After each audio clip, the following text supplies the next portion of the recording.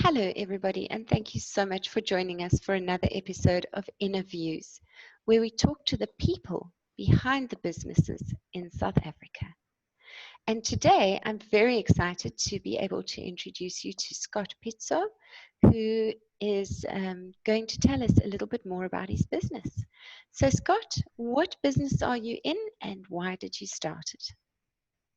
Hi, good afternoon, and thank you for the opportunity. My business is called the Connection Hub.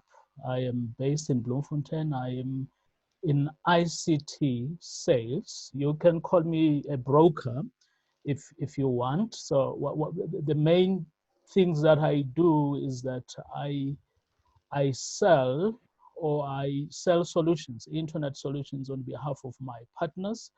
I've got 3 reputable partners that I work with.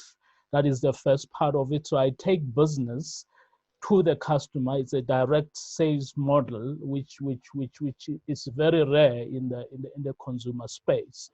So that's one. And secondly, I provide what we call over-the-top services, which on top of the internet link that my partner would have bring to you. For example, if you want to make your home a smart home, for an example, then we provide that service. If you are a guest house and you want to provide a Wi-Fi, for your guests or for your students, then we deploy that on top of the link we shall have given you from the service providers I work with. And the reason I really started, the business, I used to work in the corporate, in the telecoms as well, and customer service was for me a big thing, and the time it takes to resolve, the customer issues, and so I was very passionate about customer service. For an example, you'll find that a technician goes out to install a copper ADSL line. In those days, now we have fiber, and still when the technician left, the customer still has to call the call center to be assisted with router configurations and so on, and which was a big problem. So hence I started it. So when I was leading the teams, for an example, I had always come up with innovative ways of encouraging my team to go beyond the call of duty and so on. And in some instance, I think in 2013, in that company, I won a group CEO award for great customer experience, where I had to travel the world for about 7 days or so with my partner, which was great. Now, this business was conceived in 2010, but I started operating it in 2015 after, I think, the retrenchment has forced me to finally go for it. It was there, it was in my mind because I registered my business in 2010, but I started operating it in 2015. So basically, that's what I do. That's very interesting. I speak to a lot of entrepreneurs for these interviews who've kind of moved from the corporate space and into having their own businesses, who mentioned that retrenchment was actually a good thing for them, because they'd had an idea and they just never had the courage to live it out until the retrenchment happened. What do you think it is that held you back for those 5 years? I think the fear of the unknown and being comfortable, not thinking of other options. I think it's a fear, most of all, is the fear of unknown and the fear of failure and all that. That's what held me back. And were any of those fears? Did any of those fears come into reality when you started your own business? What have your challenges been? Yeah, no. When I started, I experienced a lot of those. I experienced a lot of rejections. I experience a lot of, non-assistance, if you're looking for assistance, knocking on doors and getting that.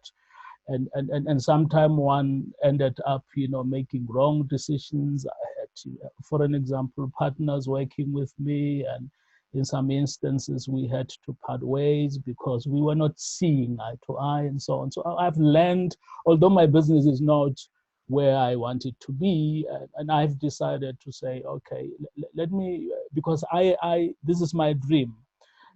So I dreamt, so nobody would understand this as I understand it. So let me go it alone and push it in my own pace. I'll get where I want to go, even if it's gonna, take me time to get there, but I'll finally get there. And that is why when I have time, I also assist small businesses like myself, because I went through the journey, so I know what are the things that are there they need to avoid and all those things. So yeah, I did experience some of those. Now, a lot of people think that starting a business with a partner is easier. What has been your experience with partners and partnerships? It's not easy. I must confirm it's not easy. It depends really whether are you on the same page or not. So it is not, especially if the vision is your vision. Really is difficult, especially if you're working for yourself. If all of you as partners have to work in the business, because when it starts, all of you has to work in the business. You have to wake up 7 o'clock or 5 o'clock in the morning and start working. I mean, you cannot wake up at 12 o'clock and not doing anything and expect that you'll see results. It's not gonna work. So it's not that easy. It depends. Really, it will differ from one person to the other, depending, what kind of a partner you get. So yeah. I've seen businesses completely come undone because partnerships haven't worked out. Yeah. And exactly. and often people assume that if you've got a partnership, it'll be easier because there are two of you to carry the work. But as you say, if the vision is not aligned. Yeah, not really. And unless a partner, let's say for example, a partner would come in and say, okay, I can see what your vision is, and I trust you. I will be, I'll be at the back, and I will provide this kind of support. For example, I'll provide a financial support, and as long as it makes sense, you tell me, and then I'll support. Then it might work. But if yeah, no, not always. What have been your biggest challenges in the last 5 years? The environment that I'm in is very competitive in ICT or in telecoms, in the provision of services like the internet and all that, because there's a lot of players and those big guys are throwing a lot of money into marketing. And if you have a small budget, or if you don't have a budget at all, even if you post on Facebook, if you don't promote that page with paid adverts, it's not gonna do anything for you. So marketing and getting those sales has been a challenge for me, really. So which parts of the marketing are working for you now, and which parts don't work? At the moment, my go-to-market strategy is activations where, for an example, I would go and set up at a busy shopping center and try to interact with customers, and that is working. The second one is I get a lot of referrals from customers that I assisted before, so I get a lot of referral because of the service I give, and that is the type of go-to-market strategy that I want to improve, and make sure that I grow it, because I mean referral referral is referral. And if somebody tells me that, someone has gave me your number, or, call this person, he will help you. That person is already sold before they even speak to you, because they were referred by a person they trust. So and then the other ones that I'm using, I'm on Snoopit as well, which is a referral platform where you get leads, but it's not necessarily people. Some of them are not really shopping at that time for whatever the service you provide. And at the moment, I'm busy trying to see if I cannot set up an online store as well. Those are the options I'm looking for. But what is working for me is referrals at the moment. Those trade shows and street activations that I do. But obviously, you need labor. You need people to assist you to do that as well. But currently, I've got one or two people that are helping me, but I'm practically also working in the business myself. Yes. And why do you feel that your service is different from all of those other big players that you're competing against, that is resulting in these referrals? What do you do a little bit differently from them? What I provide, first and foremost, I provide you with a single point of contact. Okay. That is the main thing. Instead of waiting on the call center line, and every time you call, you're speaking to a different person, I give you a direct line to me. So that's one. And secondly, I've got a specialized knowledge in that area, because I worked in the telecom space for more than 10 years. So I've got a specialized knowledge in the fiber and LTE technologies, for an example, because a lot of technical language is thrown to shoppers out there, and you end up not knowing exactly what product you need to go for. So I come in there, I research the market for you, and then out of the providers that I work for, I get the best deal for you, depending on what is it that you're looking for.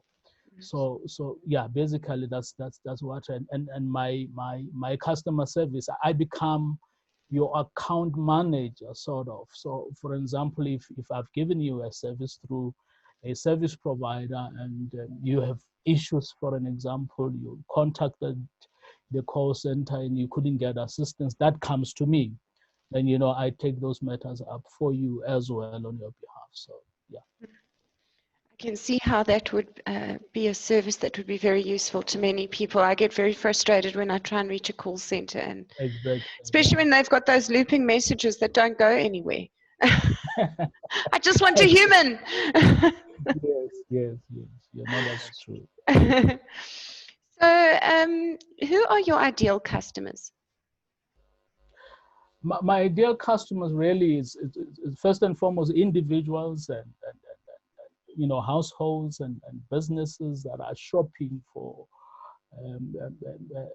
the proper internet service, or businesses that do want to, for an example, if you are a hotel and you want to deploy the Wi-Fi for your guests at the hotel, so that I recently helped one of the biggest hotels in Bloemfontein, the President Hotel, where their ratings every time were very low, because people were complaining that they only get Wi-Fi when they are at the reception area. And so I think it's a 7-floor building. So we had to deploy, a Wi-Fi to each and every floor, so that and their ratings has improved. Those guys, those customers that have student accommodation, for an example, because the internet has become a basic necessity now. So I'm looking for those as well. You want to deploy it, make sure that your students get access to Wi-Fi, and yeah. So So some ideal customers. And has your business grown during the COVID-19 crisis as more and more people are going online and spending more time online? When it started, and when it started, it was I actually had a you know, big sales when COVID started, but because most of the people were looking for it, and the fact that um, our order processing is also mostly electronic. So, you know, we generate a code for you, we send it to you electronically, you can accept it electronically, and send us, you know, by email all your supporting documentation, and we process it. That assisted a lot as well. So it did, because people wanted to be on Skype, to be on MS Teams, have meetings, and Zoom and so on. So it picked up, yes. Is it tapering off again now? Sorry. Is it you say it went up, is it becoming less again now that hard lockdown has moved to phase one? Not really. It fluctuates. You know, 1 month is a bit lesser. It depends as well on the efforts that you put, and because of the previous levels, we couldn't really go out and do street activations and so on. Because in some instances it was not allowed and so on, but it's picking up very slowly, very nicely as well. Yeah. Mm. So, what do you enjoy most about your business?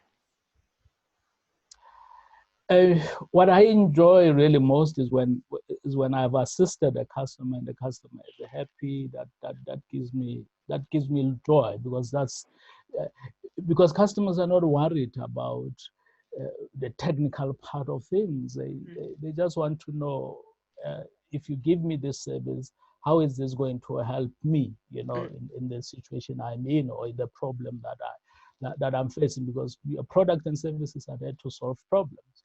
So when I have sorted out that problem for a customer, I sleep better. That gives me joy, and keeping that relationship with that customer, it's very important for me, because it's not just a game of numbers where you're running after transactions, but you know, you build, you know, that relationship, and as time goes on, you get repeat business as well from the same customer. So it's not about the bottom line at the end of the day. It's about giving a customer a proper solution, so that 3 months down the line, the customer shouldn't come back and say, but I mean, you offered me this thing and it's not working, my data is running out. And it means you did not really do a proper profiling of the customer to find out exactly what their problem is. So I go into details. You know, if customer wants me to visit them, I also do that to check what their setup is and so on, and so that you advise them correctly. Where do you see your business in 5 years' time? I have I've had this dream of a big building, the connection hub, big building where I've got my own, you know, local wireless internet infrastructure as well, where I'm able to especially take my business to townships, to, you know, to help those people that don't have access to internet. And most importantly, I want to see myself contributing in the unemployment that is, you know, in our country. I want to, you know, at least in 5 years' time, have about 200 young people that I've given them opportunity, you know, either to come on board as resellers and brokers as well, you know, to work for, you know, create employment for themselves. So yeah, that's where I would like to head to. That's a beautiful dream to have. It really is a Yes. beautiful dream to have. Thank And you. if you were to speak to young people who would like to go into your industry, what advice would you give them? Just go for it. The opportunities are there because most of the businesses these days are looking at a decrease in their overhead costs and so on, and they don't really, they're moving away from really employing people and putting them on their own payroll. And if you approach them and say, for an example, you know, give me your product and I'll take it to the market, but you must pay me for that. Those opportunities exist almost in every industry.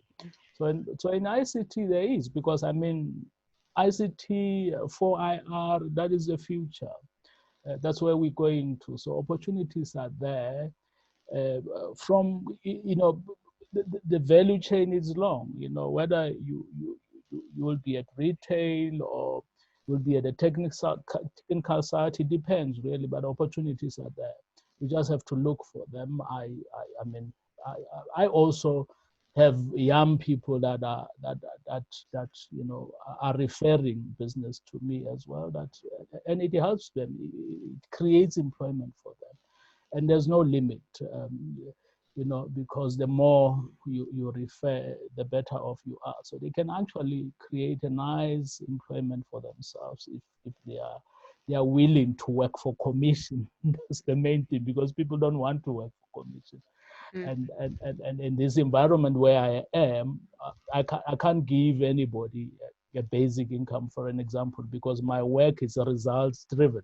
So I have to bring in a sale for me to be able to make money. But if you do, if you love what you're doing, the sky is the limit. Thank you so much for that inspiring insight into your business. I've enjoyed talking to you very much. Thank you very much.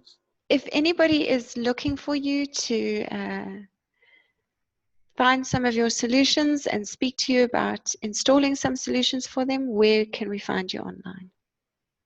Okay, my telephone number is 051 434 9949.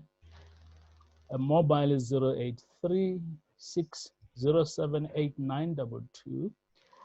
I'm also on Facebook. You can search for the Connection Hub. You'll find us there. We don't have a functional website yet, but if you go to Google and search the Connection Hub, you'll also find us there. And there is a booking link that links you to a landing page where you can leave us your details if you want us to contact you as well. And on that landing page as well, they can have a look at the reviews from customers as well that I have touched with my service. I will add that link in the description to this video if you'll send it to me after we finish chatting here. Certainly, I'll do that, yes. Okay. Thank you so much for your time. It's been wonderful talking to you today. Thank you very much for the opportunity.